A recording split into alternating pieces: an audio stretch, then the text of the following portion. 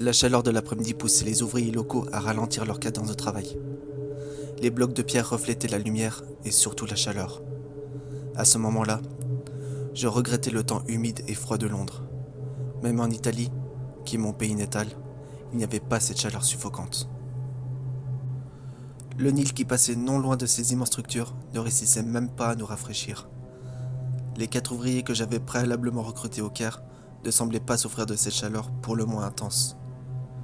Les nuits fraîches d'Égypte me tardaient d'apparaître. Malgré mon accoutumance à la température de l'endroit, je transpirais peu. Mais j'oubliais vite cette sensation.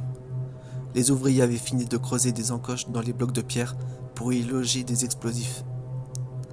D'après les renseignements que j'avais glanés, il existerait une cavité cachée derrière ces blocs millénaires. Dans quelques instants, je serais fixé.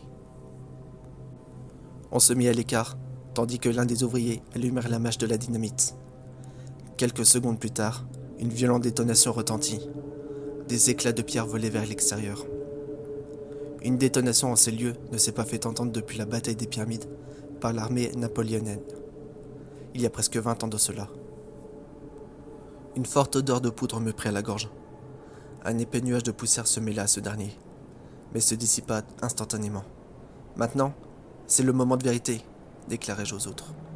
Je passa la tête au-dessus du bloc où je m'étais réfugié. Une petite ouverture presque encombrée de gravats était visible. De toute évidence, cet édifice contenait bien une cavité. Avant de pénétrer dans celle-ci, mes compagnons et moi embrasèrent nos torches. Une odeur putride en sortait.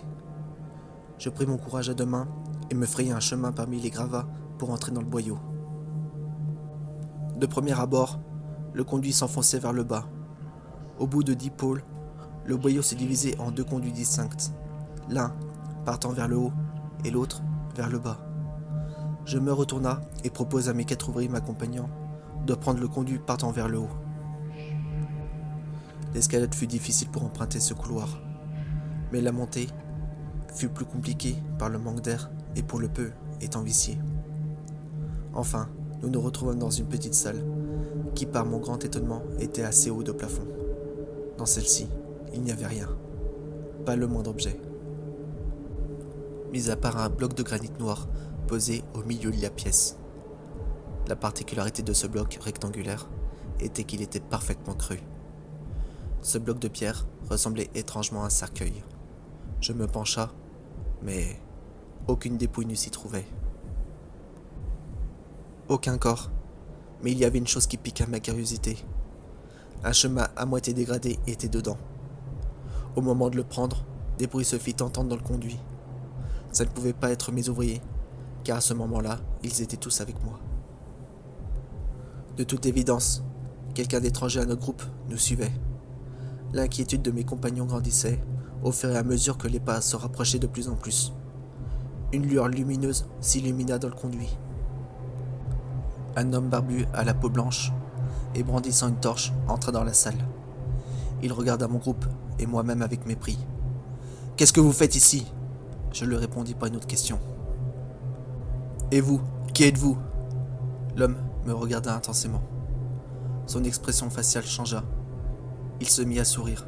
« Je m'appelle Azirion. » À ce moment-là, ses yeux se dirigèrent vers ma main qui tenait le parchemin que j'avais pris précédemment. « Que comptez-vous faire avec ce papyrus ?» Ce nom m'évoquait rien.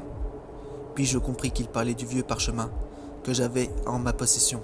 « Je compte le donner au service des antiquités français du Caire, » répondis-je. En France, il y a un jeune grenoblois qui, en ce moment, tente de déchiffrer ces étranges symboles. L'homme, encore souriant, ajouta.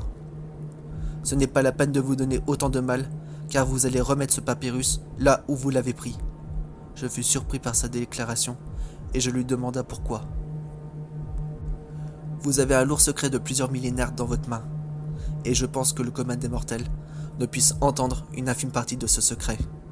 Enfin, pour l'instant. » Il prit une pause en me fixant intensément. « Mais peut-être qu'un jour, le monde saura ce secret. Maintenant, reposez ce reliquat et partez. » Je le défiai en fixant à mon tour dans les yeux.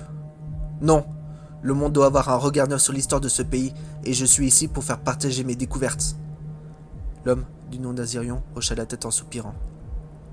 Puis d'un geste brusque, se redressa et pointa son index en direction de mes compagnons. La scène qui suivit était cauchemardesque. Les ouvriers prirent feu instantanément. Comment cela pouvait être possible? J'étais tétanisé. Les hurlements des ouvriers enflammés me glacèrent le sang.